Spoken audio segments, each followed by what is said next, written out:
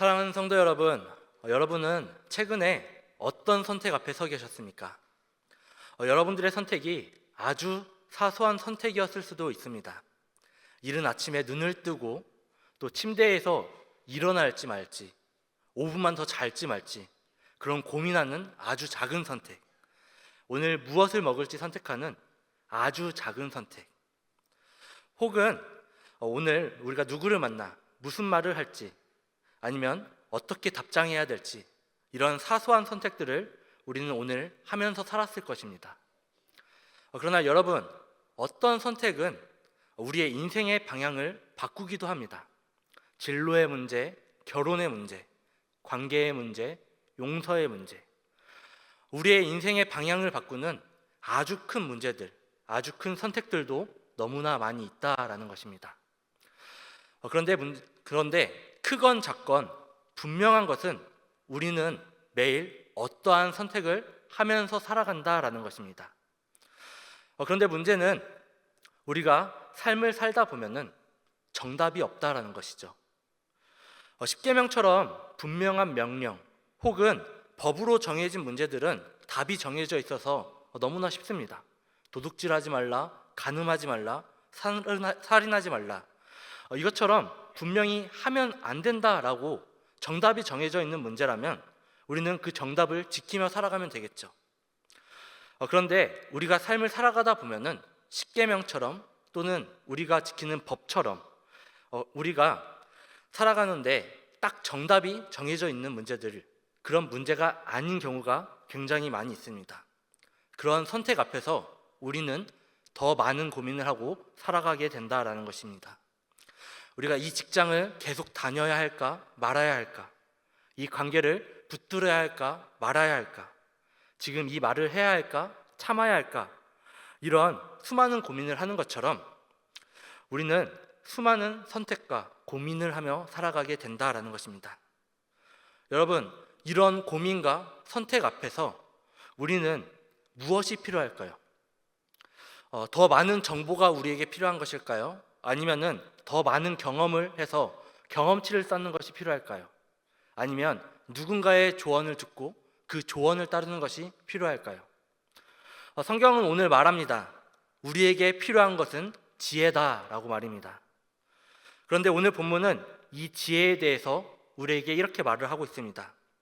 지혜는 단순히 똑똑해지는 것이 아니라, 지혜는 정답을 많이 아는 것이 아니라 하나님의 마음을 듣는 능력이다라고 말을 한다라는 것입니다. 여러분, 오늘 본문의 이야기는 솔로몬의 통치 초기에 일어난 사건이었습니다. 열왕기상 3장은 솔로몬이 왕이 된 직후의 이야기라는 것입니다. 이 당시에 솔로몬은 아주 젊었습니다. 그렇기 때문에 많은 경험을 하지도 못했고 많은 어떤 능력을 쌓지도 못한 상황이었습니다. 솔로몬은 자기는 아직 어리다라고 표현을 할 정도로 나라를 다스리기에는 너무나 벅찬 상황, 능력이 부족한 상황, 경험이 부족한 상황이었다라는 것입니다. 그래서 그는 하나님께 기도했습니다. 다 같이 열왕기상 3장 9절 말씀을 함께 읽어보겠습니다. 열왕기상 3장 9절 말씀 함께 읽겠습니다. 누가 주의 이 많은 백성을 재판할 수 있사오리이까? 듣는 마음을 종에게 주사 주의 백성을 재판하여 선악을 분별하게 하옵소서. 아멘. 여러분, 이 말씀에서 보면은 듣는 마음이라는 표현이 나타나고 있습니다. 여기서 이 듣는 마음이라는 표현은 히브리어로 레브 쇼메아라는 단어입니다. 여기서 레브는 마음, 중심, 인격의 핵심을 의미하는 단어이며, 쇼메아는 듣다, 순종하다, 분별하다라는 단어를 의미합니다. 즉, 듣는 마음이라는 것은 단순히 소리를 듣는 것이 아니라 마음의 중심을 듣는 마음, 순종하기 위해 듣는 마음이라는 뜻입니다. 여러분, 하나님께서는 솔로몬의 이 기도를 들으시고 굉장히 기뻐하셨습니다. 왜냐하면 이 솔로몬은 자신을 위해서 부를 구하지 않았고 원수의 생명을 구하지도 않았으며 장수하는 것을 구하지도 않았기 때문입니다.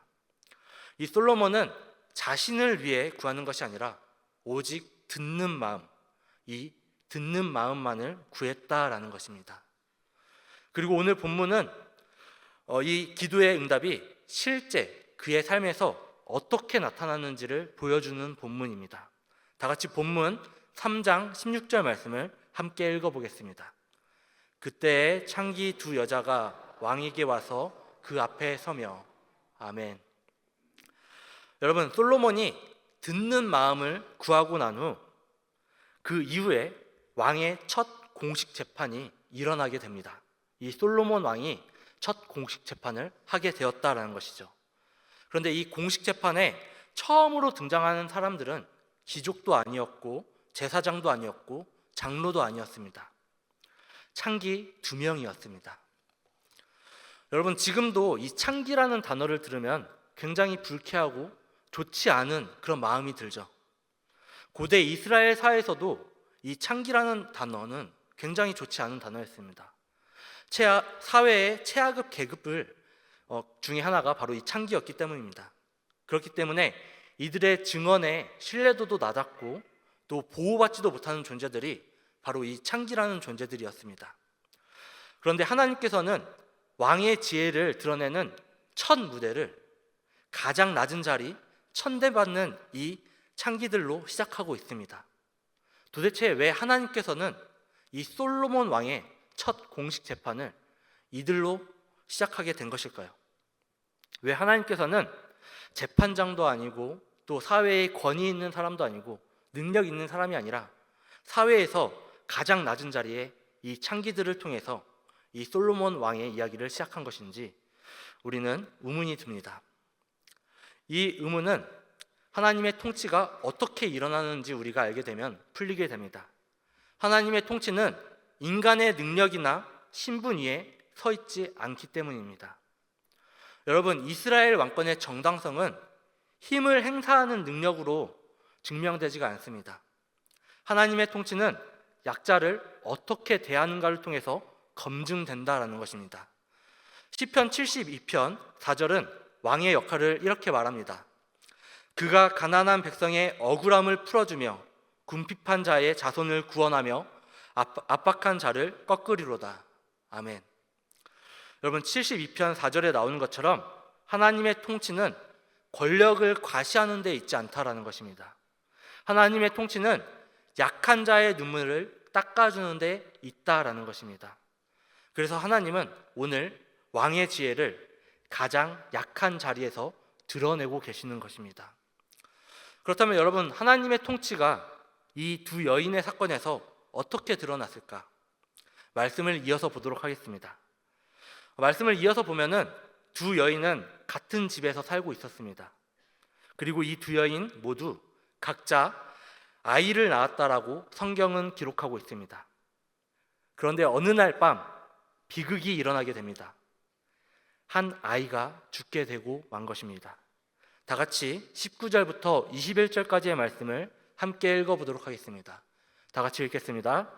그런데 밤에 저 여자가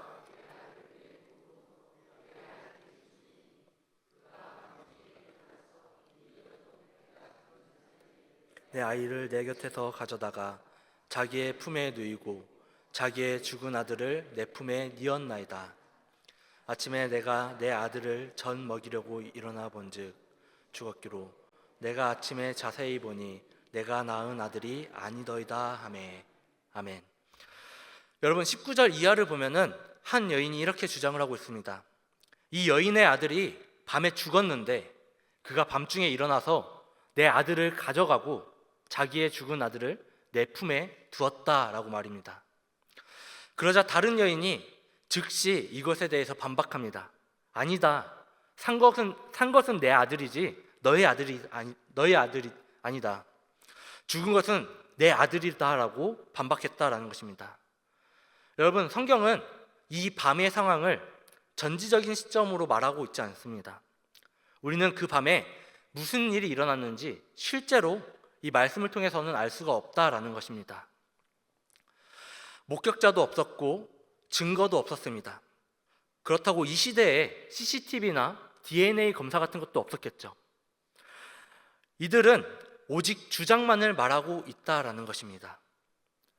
그렇다면 성경은 왜 사실을 확정하고 우리에게 알려주는 것이 아니라 이들의 주장만을 우리에게 이야기하고 있는 것일까요? 그 이유는 이 본문이 형사사건의 보고서가 아니기 때문입니다. 열왕기의 관심은 누가 아이를 바꿔치기 했는가에 있지 않다라는 것입니다. 열왕기서의 관심은 솔로몬의 지혜가 어떻게 드러나고 있는가에 대해서 관심을 가지고 있다라는 것이죠. 그렇게 성경은 의도적으로 계속해서 긴장을 유지하고 독자는 끝까지 묻게 합니다. 누가 진짜 어머니일까? 이 궁금증을 계속해서 우리에게 유지하고 있다라는 것이죠. 이러한 상황 가운데에서 이제 솔로몬의 모습이 등장하게 됩니다. 솔로몬의 재판이 시작되어졌다라는 것입니다. 솔로몬은 재판을 진행할 때에 있어서 침착하게 두 사람의 말을 다 들었습니다. 그가 하나님께 듣는 마음을 구한 것처럼 그들의 이야기를 경청하기 시작했다라는 것입니다. 여기서 지혜의 특징이 나타나게 됩니다. 오늘 솔로몬이 두 사람의 말을 다 듣는 것처럼 지혜는 결코 속단하지 않는다라는 것이죠. 우리는 보통 한 사람의 말만 듣고 판단하는 경우가 굉장히 많이 있죠. 그러나 지혜는 모든 말을 다 듣고도 조급하지 않는 것이다라는 것입니다. 여러분, 솔로몬은 결코 이 상황을 재구성하려고 하지 않았습니다. 그는 사람의 중심을 보려고 했고 그들의 이야기를 듣고자 했다라는 것입니다. 그리고 솔로몬은 그 중심을 보기 위해서 이렇게 말을 합니다. 칼을 가져오라고 말입니다. 이때 법정은 어땠을까요? 법정은 살얼음판과 같은 분위기가 흐르게 됐을 것입니다. 굉장히 긴장되는 상황이 연출되게 된다라는 것이죠. 이러한 긴장되는 상황 가운데 솔로몬이 다시 말하기 시작합니다. 산 아이를 둘로 나누어 각각 반씩 주라라고 말입니다. 그런데 여러분, 솔로몬의 이 명령은 실제로 아이를 죽이기 위해서 이러한 명령을 한 것이었을까요? 아니었습니다. 이 말은 그들의 마음을 드러내기 위한 질문이었다라는 것입니다. 여러분, 진짜 어머니라면 이 말에 어떻게 반응을 할까요? 다 같이 26절 말씀을 함께 읽어보도록 하겠습니다. 26절 말씀입니다. 그 산 아들의 어머니 되는 여자가 그 아들을 위하여 마음이 불붙는 것 같아서 왕께 아뢰어 청하건대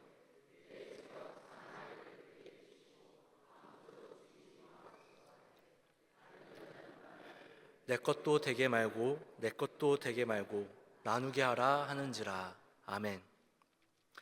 여러분, 26절 말씀에서 중요한 표현이 하나 나옵니다. 산 아들의 어머니 되는 여인이라는 표현입니다. 서술자가 처음으로 여인을 산 아들의 어머니라고 명명하고 있다라는 것이죠. 여러분, 우리는 그 밤에 무슨 일이 일어났는지 아무도 몰랐습니다. 누가 바꿔치기 했는지도 확정되지 않았다라는 것입니다.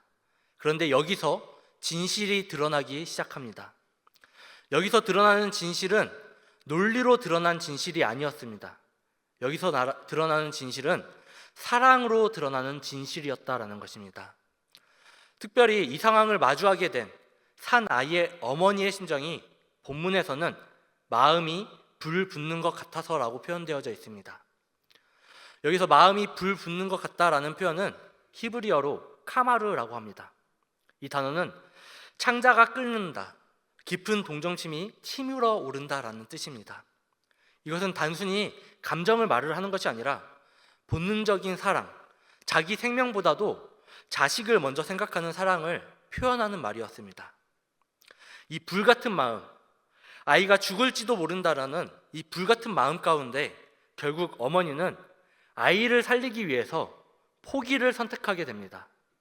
내 주여, 산 아이를 그에게 주시고 아무쪼록 죽이지 마옵소서라고 말입니다. 여러분, 진짜 어머니는 아이를 소유하려 하지 않았습니다.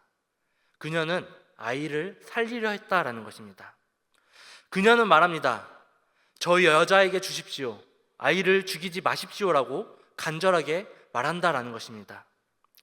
여러분, 이 말은 아이에 대한 자기 권리를 포기하는 말이었습니다. 그러나 동시에 이 말은 아이를 살리는 생명을 선택하는 말이었습니다.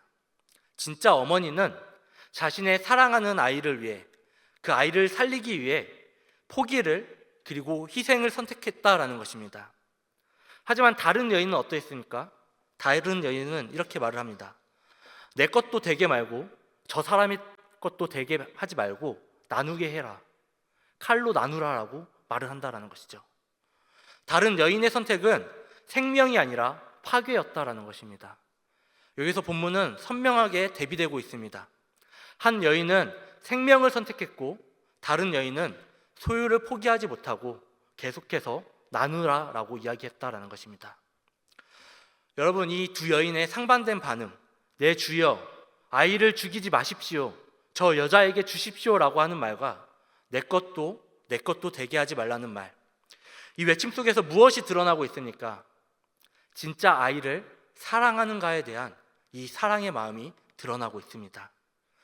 여기서 진짜 사랑은 소유보다 희생을 그리고 아이의 생명을 선택한다라는 것을 우리에게 보여주고 있다라는 것입니다. 여러분, 여기서 과연 진정한 어머니는 두 사람 중에 누구일까요? 바로 사랑으로 생명을 지킨 어머니가 진정한 어머니였다라는 것입니다. 다 같이 27절 말씀을 함께 읽도록 하겠습니다. 왕이 대답하여 이르되 산 아이를 저 여자에게 주고 결코 죽이지 말라. 저가 그의 어머니이라 하매. 아멘. 여러분, 27절에서 솔로몬의 지혜로운 판결이 결국에 끝이 나게 됩니다. 이 판결에서 솔로몬은 먼저 주장한 여인에게 아이를 주지 않았습니다. 솔로몬은 더 논리적인 여인에게 아이를 주지 않았습니다. 솔로몬은 사랑을 보는, 사랑을 드러내는 여인에게 아이를 주었다라는 것입니다. 여러분, 하나님의 지혜는 말의 선우를 따지지 않습니다. 그리고 논리도 따지지 않습니다. 하나님의 지혜는 오직 사랑의 방향을 보는 것입니다. 이 이후 성경은 말합니다.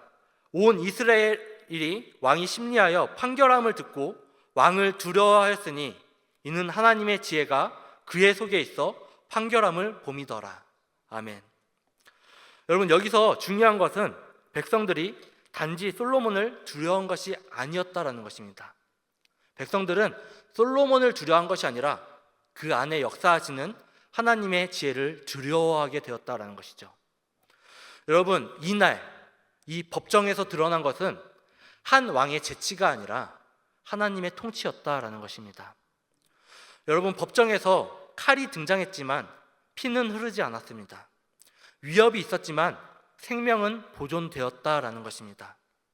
하나님의 통치는 이처럼 칼로 드러나지 않는 것입니다. 생명을 살림으로 하나님의 통치가 드러나게 된다라는 것이죠. 하나님의 통치는 힘으로 억누르는 통치가 아니라 사랑으로 분별하는 통치였다라는 것입니다. 여기까지가 바로 오늘 본문의 영광스러운 장면이었습니다. 그런데 사랑하는 성도 여러분, 우리는 여기서 멈추지 말아야 합니다. 여러분, 이 장면은 굉장히 위대한 장면, 굉장히 지혜로운 장면 중에 하나죠. 그러나 이것이 하나님의 통치의 완성은 아니다라는 것을 우리는 기억해야 됩니다. 왜냐하면 솔로몬은 위대한 왕이었고 지혜로운 왕이었지만 완전한 왕은 아니었기 때문입니다. 그는 지혜를 구했고 또 하나님은 그에게 지혜를 주셨습니다. 그리고 오늘 그는 생명을 살리는 판결을 내렸습니다. 그러나 솔로몬 또한 완전한 왕은 아니었기에 시간이 흐르자 그의 마음은 나뉘게 되었고 그 왕도 결국에 지혜가 흐려졌으며 결국 그의 왕국은 분열되는 결과를 맞이하게 됐음을 우리가 성경에서 볼 수가 있습니다. 여러분, 지혜의 절정에 섰던 이 솔로몬 왕도 끝까지 완전하지는 못했습니다. 지혜로운 왕이었지만 이 솔로몬도 영원한 왕은 아니었다라는 것이죠. 그렇다면 우리에게 있어서 영원한 왕은 누구겠습니까? 우리의 생명을 끝까지 살리는 왕은 누구입니까? 한순간의 지혜가 아니라 영원한 왕의 그 의로 통치하시는 왕은 누구냐라는 것입니다. 바로 예수 그리스도이십니다. 여러분, 예수 그리스도는 우리를 사랑하셔서 자신의 생명을 내어주심으로 우리의 생명을 살리셨습니다. 십자가 위에서 하나님의 통치는 가장 선명하게 드러나게 된다라는 것입니다. 예수님은 결코 우리를 힘으로 누르지 않으셨습니다. 사랑으로 우리를 구원하셨다라는 것입니다. 여러분, 예수님은 결코 실패하지 않으십니다. 예수님의 통치는 결코 무너지지 않습니다. 그리고 하나님의 나라는 끝이 없음을 우리는 기억해야 됩니다. 인간은 언제 무너질지 모르지만 하나님만큼은 결코 변하지 않으시는 영원한 왕이라는 것입니다.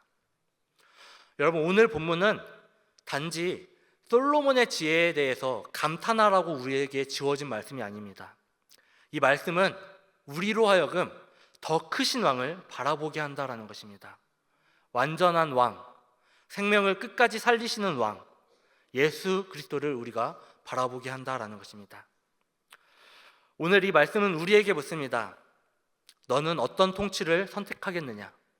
힘의 방식이냐? 아니면 생명의 방식이냐? 듣는 마음으로 사는 길을 선택할 것이냐? 내 판단을 붙드는 삶을 살아갈 것이냐? 사랑하는 성도 여러분, 하나님의 통치는 오늘도 생명을 살림으로 드러난다라는 사실을 기억하길 바랍니다.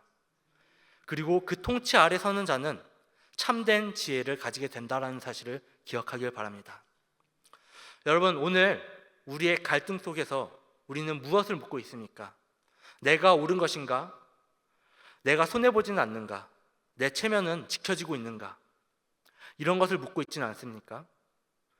여러분, 하나님의 지혜는 우리에게 이렇게 묻습니다. 이 선택이 생명을 살리는 선택의 길인가? 이 말이 관계를 세우는 말인가? 이 결정이 하나님을 기쁘시게 하는 결정인가? 이렇게 묻는다라는 것입니다. 사랑하는 성도 여러분, 오늘 본문은 우리에게 말합니다. 지혜는 정답을 아는 능력이 아니라 하나님의 마음을 듣는 능력이다라고 말입니다. 지혜는 소유를 붙드는 것이 아니라 생명을 선택하는 것이라고 말한다라는 것입니다. 그렇기에 오늘 우리는 이렇게 기도해야 합니다.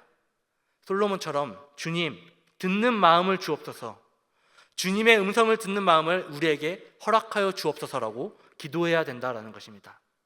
내 권리보다 생명을, 내 자존심보다 사랑을, 내 판단보다 하나님의 뜻을 선택하게 해달라고 기도하는 대강의 모든 영가족들 되기를 간절히 소망합니다. 이렇게 우리가 하나님의 말씀을 듣는 마음 가운데 살아갈 때 하나님께서는 우리의 가정을 살리실 것이고 우리의 공동체를 세우실 것이고 세상은 우리 안에 있는 하나님의 지혜를 보게 될 것이라고 믿습니다.